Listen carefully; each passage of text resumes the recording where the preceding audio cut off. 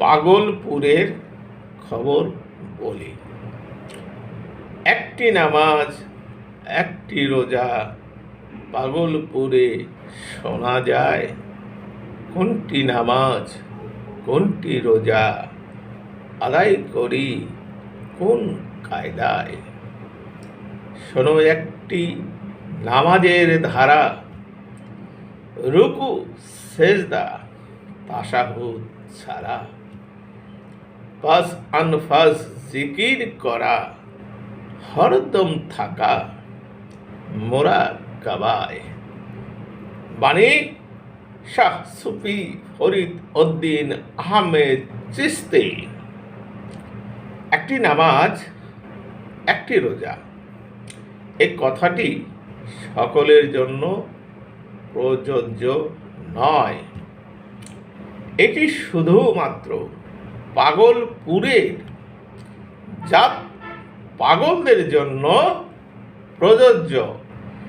এই ধরনের পাগল হলো তাহারাই যারা দুনিয়ার মোহ মায়া লোভ লালসা ত্যাগ করে এক ধ্যানে এক লক্ষ্যে নিরিখ বর্জক ঠিক রেখে জীবন অতিবাহিত করে।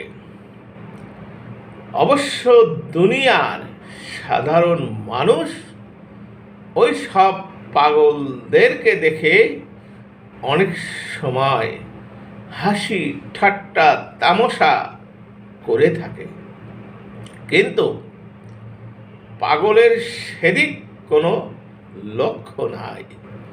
পাগলের লক্ষ্য হলো পাগল হয়ে ওই জাত পাগলের নিকট গমন করা। তাই সুফি কবি ফরিদ উদ্দিন আহমেদ চিশতি সাহেব পাগলপুরের পাগলদের শানে উক্ত কালামটি লিখেছেন। উহার অর্থ খুবই গভীরে রয়েছে। তারপরেও সামান্য একটু বলে দেই। পাগলপুরের এক নামাজ, এক রোজার ধারা, রুকু সেজদা তাশাহুদ ছাড়া, পাস আনফাসে জিকির করা ও মোরাকাবা মুশাহাদায় ধ্যান করা। যার জীবনে নাই রতি ক্ষয়, তার পরিপূর্ণ রোজা হয়। সেই সপ্ত ইন্দ্রিয় চক্ষু কর্ণ নাসিকা জিহ্বা দেহ কথা মন করেছে জয়। পাগলপুরে এক নামাজ, এক রোজার ধারা, তারে কয়।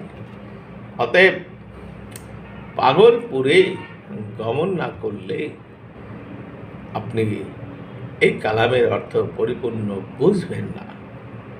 ইহা মোরাকাবা মুশাহাদা ব্যতীত অর্জন করা যায় না। মোরাকাবা মুশাহাদায় গিয়ে ইহা এক ধ্যানে এক নিরিখে এক লক্ষ্যে পাস আনফাসে অর্থাৎ দমে শ্বাস প্রশ্বাসে জিকির করতে হয়। আরও অনেক গভীর কথা রয়েছে। ধন্যবাদ।